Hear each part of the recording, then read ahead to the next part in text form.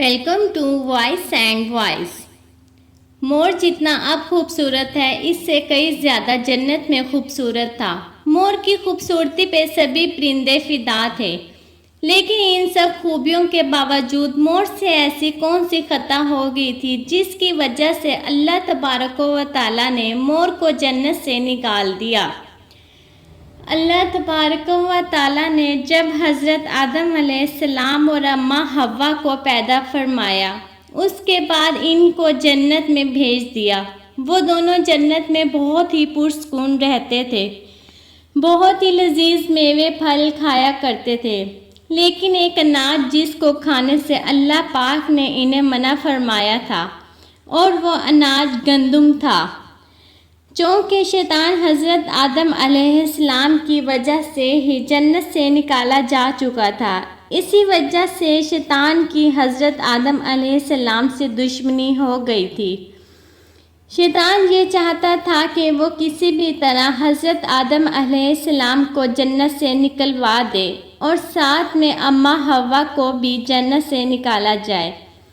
جب شیطان کو یہ خبر ہوئی کہ حضرت آدم علیہ السلام کو تمام میوے کھانے کی اجازت ہے لیکن گندم کھانے کی اجازت نہیں ہے، تو شیطان انتقام کی آگ دل میں لیے جنت کے دروازے کے پاس بیٹھ گیا اور 300 سال تک وہاں پر بیٹھا رہا کہ کوئی جنت کے دروازے سے باہر آئے اور شیطان اس سے بات کر سکے۔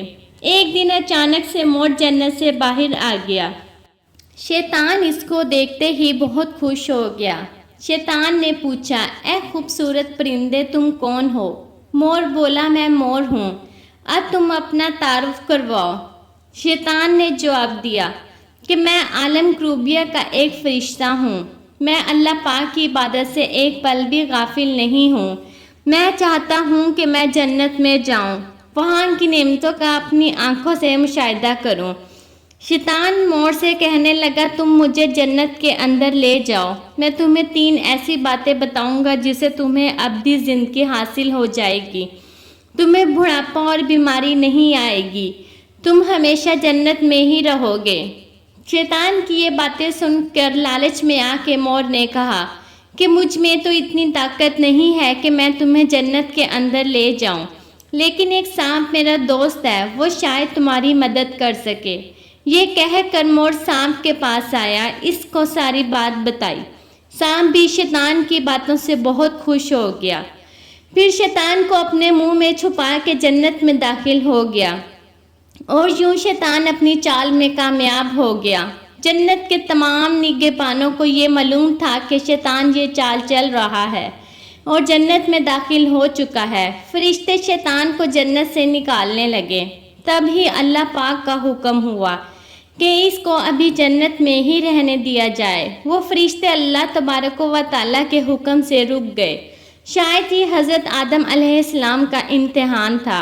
شیطان حضرت آدم علیہ السلام کے پاس اور اماں حوا کے پاس جا کے اپنی محبت کا اظہار کرنے لگا۔ وہ دونوں ہی شیطان کو پہچان نہ سکے کیونکہ ماضی کے مقابلے میں شیطان کی شکل تبدیل ہو چکی تھی۔ شیطان کہنے لگا کہ میں چاہتا ہوں آپ دونوں ہمیشہ جنت میں اسی طرح زندگی گزاریں، ہمیشہ خوش رہیں۔ حضرت آدم علیہ السلام اس کی بات بہت غور سے سننے لگے۔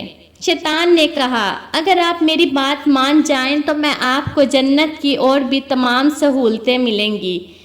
حضرت آدم علیہ السلام شیطان کے بہکاوے میں آ کر کہنے لگے کہ یہ کس طرح ممکن ہے؟ شیطان کہنے لگا، ایک گندم کا دانہ اگر آپ دونوں چکھ لیں تو آپ کو ابدی حیات حاصل ہو جائے گی اور آپ جنت میں ہی رہیں گے۔ یہ بات سن کر حضرت آدم علیہ السلام کے دل میں رجحان پیدا ہوا، لیکن ان کے دل میں اللہ کی نافرمانی کا خوف غالب آ گیا۔ جبکہ اماں حوا شیطان کی باتوں میں آ گئی، جس پر اماں حوا نے حضرت آدم علیہ السلام کو راضی کر لیا۔ پھر اس کے بعد ان دونوں نے اس گندم کے دانے کو چکھ لیا۔ جیسے ہی گندم کا دانہ ان کے اندر گیا تو دونوں کے سطر واضح ہو گئے، جس کے بعد دونوں اپنے اپنے سطر چھپانے لگے اور خوف خدا سے کانپنے لگے۔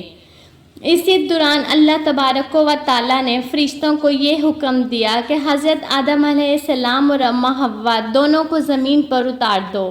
حضرت آدم علیہ السلام کو سری لنکا کے قریب نیچے زمین پہ بھیج دیا، جبکہ اماں حوا کو جدہ کی سرزمین پہ اتارا گیا۔ جن خوبصورت پیروں سے چل کر مور شیطان کو جنت کے اندر لے کے آیا تھا، وہی خوبصورت پاؤں اللہ پاک نے مور سے لے لیے۔ سانپ جو اپنے منہ میں شیطان کو چھپا کر لایا تھا، اس کے منہ کی خوبصورت خوشبو کو چھین کر اس میں زہر ڈال دیا گیا، پھر مور کے ساتھ ساتھ سانپ کو بھی جنت سے نکال دیا گیا۔